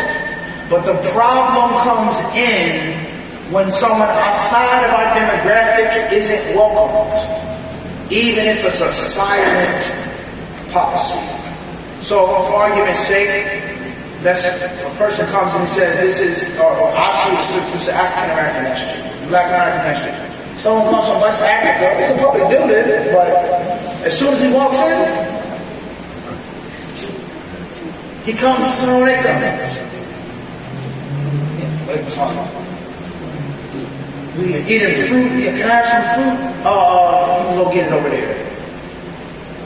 Obviously, the brother's not from around here. He's a guest. He's new in the neighborhood. How you doing, Akhi? With some fruit. My name's such and such. This is brother such and such. What can we do? Bring him food. Welcome someone. He's a Muslim. Versus shunning and shooing away from it like he has a disease. That's the problem in the messages. So these people in this masjid, they're from Palestine. It's only natural for them to lean towards their culture and language more. The foods that they're going to eat, Palestinian foods. They want to speak the Palestinian dialect of Arabic. That's natural. You're going to do the khutbah in Arabic, etc. But somebody comes from Afghanistan. They have to welcome that person. Not because of Palestine and Afghanistan, but because he's Muslim. La ilaha illallah. I say the same thing that you make. So that's where the problem lies. And that's the hidden segregation, in which we make you feel you are not welcomed here. Even though the masjid is open, it's a public place, we say Islam, no white, red, yellow, green, but you can feel the tension. And no one is speaking to you, everyone's talking their own original language. Ramadan. You know how many masjids I've been in as a speaker, when people didn't know I was the speaker, or they didn't care. It's iftar time. I'm sitting waiting for food, and they sit there eating and drinking. I'm a guest. I don't speak your language. I'm from out of town. It's Ramadan time, but you're not from our race, so that's your problem. Something's wrong. Something's very wrong. You're supposed to welcome everybody, and everybody's supposed to be equal for us for certain things. Someone who's more virtuous because of his good deeds. That's the story. But everybody's supposed to be equal with regards to basic treatment. So it's an illness that we suffer from. The West African masjid, the Black masjid, the Palestinian masjid, Pakistani masjid, Desi masjid, you can feel it. Let alone, do the imams of the masjids visit each other? Do they do conferences with each other? Do they support? You guys are teaching something, no disrespect, but I already know. I don't need to, learn this, but I'm going to come and show up. I'm going to donate money. I'm going to donate food. You can use our facility. We have buses. You can use our security. You can use this. You can use that. We want to help each other out. Even though we may have certain differences. But you don't see that. You do a lecture here, nothing to do with that masjid. Your Eid is here. That's a problem. And that is not Islam. And those are not the teachings of Islam. But like I said in yesterday's khutbah, it's only but so long we can keep saying that. Islam is perfect, but the Muslims aren't. How long are we going to keep saying that? And this is one of the proofs that non-Muslims use against the Muslims. They say is that if Islam is so perfect and so beautiful, and if the Sharia was so beautiful and perfect, and the Quran was so beautiful and perfect, then why are the countries that are predominantly Muslim in the Middle East, or North Africa, or Far East, why are they the most backwards, poor, impoverished, war-torn countries? They're bad Christians for sure. They're atheists who are poorness, but look at the statistics. So they're saying something is flawed and you're claiming perfect religion. So we have to break that. We have to show the people that the system of Islam is perfect, and those who adhere to Islam and call to Islam and adopt this religion, they have to strive for perfection. And from that is a living example, living proof of the ugliness of racism. This is my brother, he's from Pakistan. This is my brother, he's from Mali. This is my brother, he's from Russia, or Uzbekistan, or Tajikistan. This is my sister from Indonesia, from China. They speak different languages, we look different, we talk different, we have different ups and downs, cultural, but La ilaha illallah ropes us all together. And if a Chinese Muslim knocks on my door asking for help, I give it to him just like somebody from West Philly. We have to start proving that now. And the lip service is old. It's done. Islam is perfect, but the Muslims aren't. You can't tell that to a Bushara. You can't say that there's somebody coming from another religion who adopts Islam. I went to the masjid, they treated me like trash. They looked like I was a disease because of the color of my skin. Don't worry about that. Don't let that discourage you. Trust me, the Muslims are good. Trust me, Islam is perfect. I can't see it. So we are responsible for the reputation of Islam. That's what I'll say regarding that. Allah knows best. One more question. Oh, no problem. Sheikh Hassan, we're done? Alhamdulillah. I got a question that I got online from Sister. Sheikh Mahdi, you can give age or the sister first. Who's preference? The white beard or the sister? White beard. He said white beard. Check it. Father Sheikh. Alhamdulillah. Now I want to Me too says it's the women. Allahu Akbar. I'm going to ask, Assalamu alaikum. What is that? I want to ask you about what are your advice for the Muslim dealing with the youth, because of the fact that, from being in New York and Philly, it's all over, but we're losing our youth. Our youth is not seen to be, they're in the games now, and then they come to the mindset. I don't know what the family, what's your advice towards what you see towards curbing that narrative? Because it's a real serious issue. Yeah, I've spoken this many times before. Many times. I've been asked about this many times before. And before I answer this question, with regards to the question of our elder, the racism, the prejudice, the segregation that the Muslims do have, even though it's a silent policy, right? Silent weapons for quiet wars, they say. When we talk about brotherhood and sisterhood in Islam, do we understand the power of brotherhood and the power of sisterhood? A new Muslim comes to the masjid, they feel welcomed, they feel respected. A person stops speaking his original language to talk with him, to introduce him. They offer him food, they show him what to do. He's praying in the wrong direction. Someone stops and says, pray in this direction. You let out a helping hand, you give good, thorough brotherhood and sisterhood. You want to steal that person's heart. That's the fact. You want to steal their heart. They want to feel the energy, the vibe, the love of the Muslims, and they want to love the masjid. I don't know about this, I don't know about that, but when I walked in the masjid, I felt like it was my home. I walked in there, they treated me like I was blood family. The food was good. The dessert was crazy. It's reality. You want to steal that person's heart. That's going to be a good first step for them being a new Muslim, because of good Islamic brotherhood and sisterhood. Instead of I walked in the masjid, nobody spoke to me, nobody returned my salams, they looked at me like I was from another planet, they didn't give me any food, they gave me crumbs and scraps on the plate, they made me feel like I was an outsider, they pushed me to the side like a wet dog on the porch. Man, you know what? I'm going back to such and such. The church was better than this. No doubt. What's the point of me being my religion for this? So brotherhood and sisterhood is powerful. And this is why Allah has called us brothers and sisters. That's the word the Lord chose, brotherhood. Not blood, not family, but brotherhood. Allah tells us, وَاذْكُرُوا نِعْمَةَ اللَّهِ عَلَيْكُمْ إِذْ كُنْتُمْ أَعْدَاءً فَأَلَّفَ بَيْنَ قُلُوبِكُمْ فَأَصْبَحْتُمْ بِنِعْمَتِهِ إِخْوَانًا. And remember, O companions, remember, Ansar, Aus and Khazraj, remember Allah's blessing and favor upon you when you were enemies to each other. Remember when your swords were pointed at each other's necks, your arrows were pointed at your spears were at each other's chests. Remember that. فَأَصْبَحْتُمْ بِنِعْمَتِهِ. And because of Allah's blessing, you became family. Allah doesn't use the word family. Allah doesn't use the word faithful. Allah uses the word ikhwan, brothers. So brotherhood is powerful. And the more we pay attention to it, the more we know about it, the stronger our dawah will be. Our deen will be. The more we ignore it, culture, race, demographic, where you're from, who knows you this and that, the weaker our dawah will be. And of course, the weaker of our deen. So that's very unfortunate. And I forgot to mention yesterday, or I was caused to forget to mention yesterday in the khutbah, when I was speaking about the hadith, when the Prophet said to the Ansar, he asked him, when I came to you, you were misguided. Didn't Allah guide you through me? You were split up. Didn't Allah unify you through me? You were poor. Didn't Allah enrich you through me? And every time the Messenger of Allah asked them a question, the narration states that they said, Allahu wa Rasuluhu amen.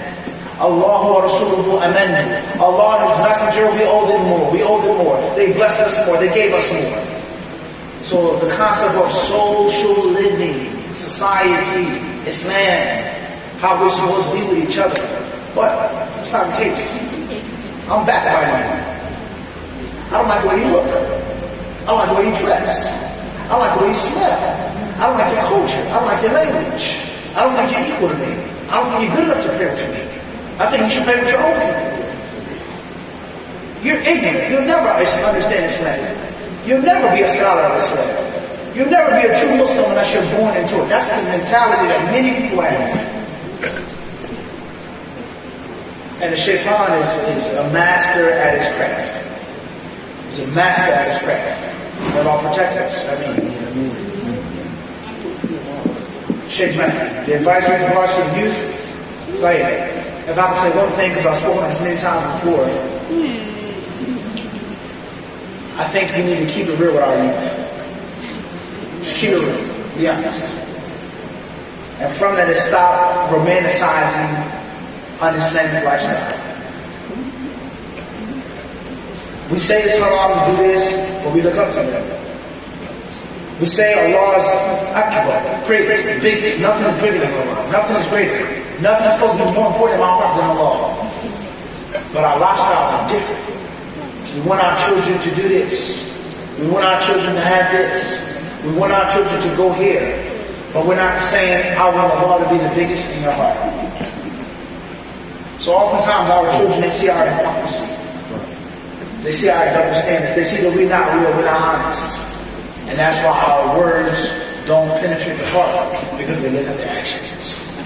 So there are many things that are needed with regards to this question. Youth, homosexuality, big problem. LGBTQ, huge. There's a major campaign that's been going on for years. What did they say in the video we saw? They said, we will convert your children. We will convert them. You can hide, you can run, you can cover them, but we're going to get them. So that in itself is, and what's the Muslims' game plan? If you watch the LGBTQ, what's the game plan here? What conferences and lectures, symposiums do we have set up to systematically fight and battle that homecoming torment? Drugs, alcohol, that's old. Street life, that's old. This and that. And that's dangerous. You the point I'm trying to make. So I think from the things that can help us out is keeping it real with our children, being honest, being an honest parent. Stand by what you preach. Practice what you preach. And keep it real. Tell your son the reality. Don't make things up. Don't sugarcoat things. Be real. And perhaps the child will get the point. Of course, it's a long discussion with regards to that. And perhaps we can have another class or lecture on that here at this session in the future. Sheikh Hassan. There's one question I have online, and it really pertains to the youth.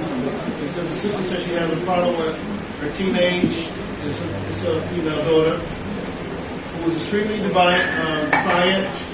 She physically fights her mother, runs away, deals with boys in a provocative manner, dresses improperly, and she doesn't care about the deen, about Allah. She doesn't pray, and she's made every effort to try to seek help.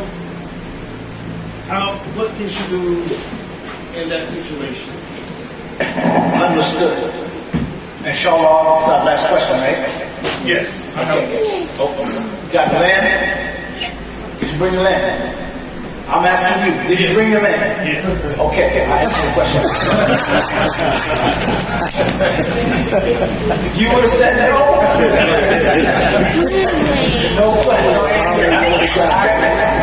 Go ahead. Brother, let me do it. I'll do that. All right, so having a child that is extremely rambunctious, unruly, disobedient, defiant, doing all types of haram things, having no care and concern for the deen, prayer, etc., etc. What to do? You've exerted everything you can to help this child, to guide this child, etc., etc., etc., etc. Well, obviously, it's really too late to talk about the child's early life. What led to this? What's the source of these problems? But whatever the child went through that shaped and molded her look or her outlook on life and her practice of this, of life is still relative. It's still important. So therefore, I think that you have to find the child's frequency. Obviously, speaking directly is not working from you. Punishments, rewards from you didn't work. Saying this, saying that, it's not working. You gotta find someone who's out there that your child looks up to, fears, loves, respects, or wants to be like. And you may have to get the message across to your daughter, not through yourself anymore. It's too late. A big part of parenting is suppressing your ego. Many fathers, they think, I gotta be the one to tell my son. I gotta be, no, that's not true. Your brother, older or younger, may be the one to get the message across. You're his father, no doubt, but he may have a more cordial relationship with his uncle. Just like when you were younger, you what? Certain things you can speak to your uncle about that you couldn't with your father. It's just not about you. So you gotta find the frequency. There it is. No matter how tough and proud, there's someone out there that she looks up to. That's a fact. Somebody that she's just scared of, afraid of. Somebody that she loves and idolizes. Who's that person? And if you can get that person to speak with her, you do that. And if you can't, then you may need to put the information about the person that they idolize or fear, give that to them. You look up to this musician, this rapper, this singer, this movie star, this drug dealer, this supermodel, whatever it is. Do you know what she had to go through to become a beauty pageant model? You know how many years, how many hours? You know the sacrifices that she had to make? Do you know what she had to do to get in that position? You think you went out here chasing boys, not listening, not obeying, not having no respect for yourself? You think you can go farther? You gotta make sense to her with her mind, her rationale, her frequency. And then after that, make the rock. And last but not least, patience. So number one, you have to get the positive message across to her other than you, because she's not listening to you no more. That's plain. She's made that clear. I have no concern about what you have to say. And that's unfortunate, but it is a reality. Number two, you gotta make your eye for Allah to guide her and bring her back to the fitra. And number three, you gotta be patient. And if it's the Lord's will to bring her back, she'll come back. And if Allah wills other than that, there's nothing you can do. Make tawbah for your sins. And the sad, bitter reality is that some